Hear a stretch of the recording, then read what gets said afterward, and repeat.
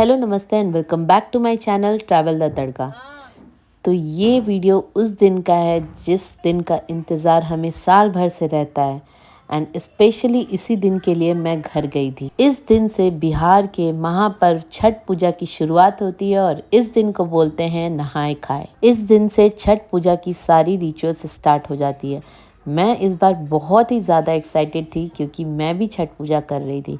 वैसे तो ये दूसरी बार था जब मैं छठ पूजा कर रही थी, बट इस बार की एक्साइटमेंट अलग लेवल की थी क्योंकि मेरी बेटी के लिए मैंने इस बार छठ पूजा किया था। इस बार ना मेरी फैमिली में बहुत सारे लोगों ने ये पूजा किया था और सारे लोगों के साथ मिलकर जब आप ये पूजा करते हैं ना तो बहुत ईजी हो जाता है। तो इसलिए मैंने सोचा कि ठीक है मैं कर पाऊँगी। और मुझे तो इतना रूल्स एंड रेगुलेशंस पता भी नहीं है इस पूजा के। इस पूजा में बहुत ही रूल्स होता है, तो मम्मी जैसे जैसे बोलती है मैं वैसे वैसे करती रहती हूँ। जैसा कि मैंने बताया इस पूजा में बहुत ही रूल्स एंड रेगुलेशंस होता है। इसमें हम ना ब्रश से ब्रश नहीं करते हैं, बल्कि आम या नीम की जो लकड़ी होती है, स्टेम होता है पतला सा, उससे ब्रश करते हैं और उसको हम दतवन बोलते हैं। उसके बाद हम नेल्स कट करते हैं, फिर नहाते हैं, साजो श्रृंगार करते हैं, आलता लगाते हैं, नेल पेंट लगाते हैं, चूड़ी पहनते हैं एंड देन फिर सूर्य देव को अर्घ देते हैं जल से एंड उसके बाद दीप दिखाते हैं एंड तुलसी मैया को भी नमस्कार करते हैं। अर्घ देने के बाद सुबह सुबह हमारे यहाँ मखाना और मूंगफली फ्राई करते हैं एंड चाय बनाते हैं और ये सब बहुत ही शुद्धता के साथ बनता है और फिर सबसे पहले हम लोग यही खाते हैं। इस दिन को ना बहुत से लोग नहाए खाए की जगह कद्दू भात भी बोलते हैं क्योंकि इस दिन जो खाना बनता है ना वो बहुत ही स्पेशल होता है और खाने में बनता है चावल, लौकी जिसे कद्दू भी बोलते हैं बहुत सारे जगह, उसकी सब्जी, दाल, अगस्त के फूल का बचका या पकौड़ी बोल लो आप, या फिर कद्दू का बचका मतलब लौकी का बचका, चटनी रहती है।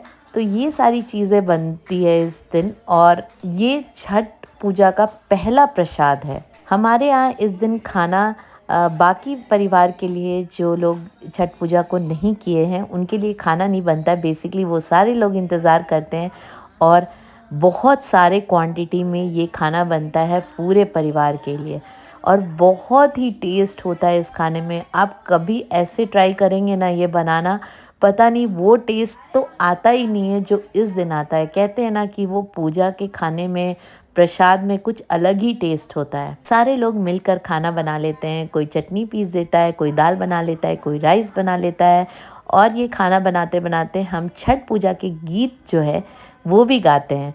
बहुत ही अच्छा लगता है। मतलब ये पूरा एक माहौल है ना, वो माहौल ही इतना अच्छा लगता है, इतना सुकून देता है ना, मैं आपको क्या ही बताऊं। वो शब्द में बयान नहीं कर सकती, वो बस आप जाके वो फील कर सकते हैं। इसलिए बोला जाता है कि छठ पूजा एक फेस्टिवल नहीं है, इट्स एन इमोशन। जब खाना बन जाता है फिर सारे छठ व्रती जो छठ पूजा किए रहते हैं वो सबसे पहले इस खाने को ग्रहण करते हैं।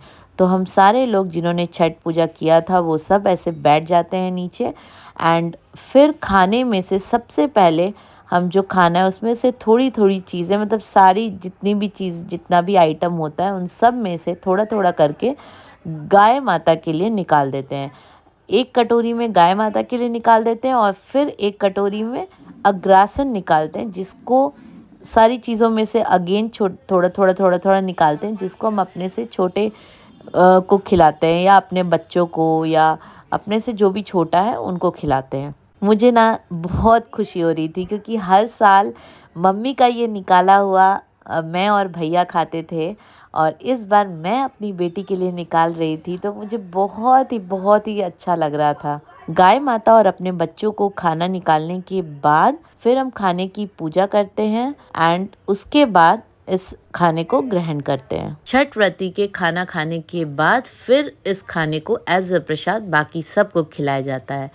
तो इस तरह से ये नहाए खाए का दिन जो है वो कंप्लीट हुआ और बहुत ही अच्छा लगा। जो पहला दिन था छठ पूजा का बहुत ही अच्छे से कंप्लीट हो गया, हम सब बहुत खुश थे।